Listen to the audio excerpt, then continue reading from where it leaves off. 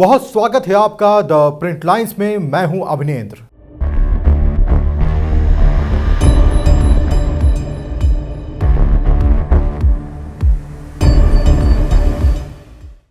दिल्ली के पूर्व मुख्यमंत्री शीला दीक्षित के बेटे और कांग्रेस के वरिष्ठ नेता संदीप दीक्षित ने सोमवार को दिल्ली के मुख्यमंत्री अरविंद केजरीवाल पर जमकर निशाना साधा।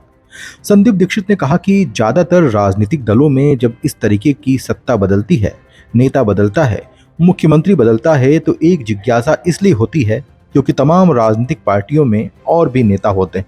उन्होंने राजनीतिक जीवन में कुछ किया है, समाज सेवा में योगदान दिया है। किसी मुद्दे या क्षेत्रीय राजनीति के लिए या विषय के लिए वह लोग जाने जाते हैं। आम आदमी पार्टी में केवल केजरीवाल हैं, बाकी सब उनके घरेलू नौकर हैं। संदीप दीक्षित ने कहा कि वहां किसी का कोई वजूद नहीं है।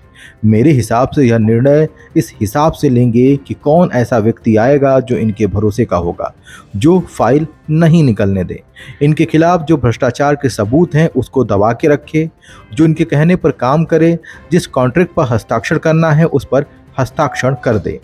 एक तरीके से इनका पिट्ठू बनकर वहां रहे। 2 या 3 लोगों ने तय कर लिया होगा, वो दिखाने के लिए तमाम औपचारिकताएं करेंगे। यह सब नाटक है, इसका कोई अर्थ नहीं है, केवल समय खराब करने वाली बात है।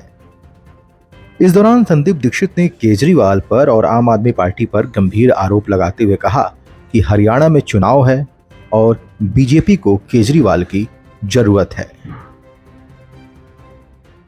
अब एक नई बात राजनीति ने करवट ली। मुख्यमंत्री अरविंद केजरीवाल ने ऐलान कर दिया कि इस्तीफा दूंगा और जनता के तब तक पद पर नहीं आऊंगा जब तक जनता मुझे नहीं चुनकर दोबारा भेज देती। इसको इस मूव को कैसे देखते हैं? कुछ नहीं साहब, ये तो सब नौटंकी है। देखिए, पहली चीज़, आपको इस्तीफा तब देना चाहिए था जब आप जेल गए थे। जेल आप सही कारण से गए, गलत कारण से गए, वो सब अलग बात होती है। बात हाँ ये है कि हमारे यहाँ नैतिकता में जब भी कोई आदमी ऐसे पद पर होता है कि उसको जेल भेजा जाए, वो इस्तीफा देता है, जेल से वापस लौट कर आ जाइए, आप अपने पद पे वापस आ जाइए। हेमंत सोरेन के साथ हुआ, लालू जी के साथ हुआ, उमा भारती जी के साथ हुआ, बहुत लोगों के साथ ऐसा हुआ। तब तो आपने किया नहीं। और अब आप कह रहे हैं कि मैं अब, क्योंकि सुप्रीम कोर्ट का अगर आप देखिए जजमेंट, सुप्रीम कोर्ट के जजमेंट ने क्या कहा, सुप्रीम कोर्ट मुख्यमंत्री को अपने पद से तो नहीं हटा सकता।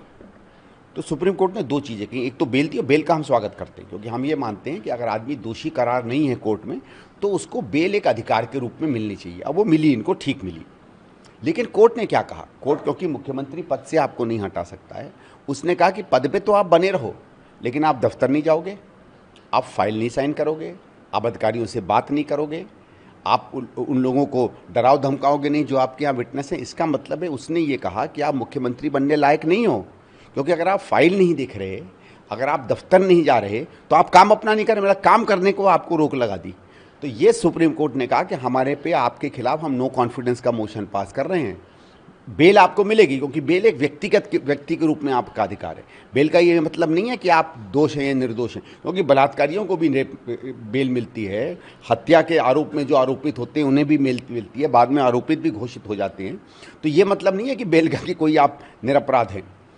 तो एक तो ये कि कोर्ट ने ये कहा कि मैं आप पे भरोसा नहीं है। देखिए, वहीं हेमंत सोरेन को जब बेल मिलती है तो कोई कंडीशन नहीं लगाई जाती है।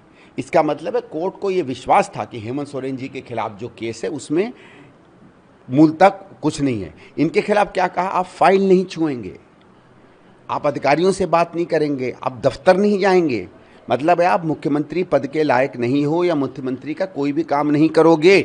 एक तरीके से कोर्ट ने कह दिया you should bloody well resign. Sorry, मैं ये शब्द इस्तेमाल कर रहा हूँ, ये जान के इस्तेमाल कर रहा हूँ क्योंकि ये शब्द का एक प्रभाव, ये कहा कोर्ट ने। उसके बावजूद थोड़ी सी शर्म तो इस इंसान में रही होगी कि इसने कहा अब हमारे कोई मतलब नहीं, क्योंकि देखिए ये कोई सेवा करने के लिए मुख्यमंत्री नहीं बना था, ये मेवा के लिए बना था। आप फाइल बिना साइन किए जनता में रह के भी सेवा कर सकते हैं, फाइलें तब चाहिए जब मेवा चाहिए। इसलिए मुझे मालूम था कि ये इस्तीफा देंगे और इस समय कुछ पॉलिटिकली इनको सूट भी करता है।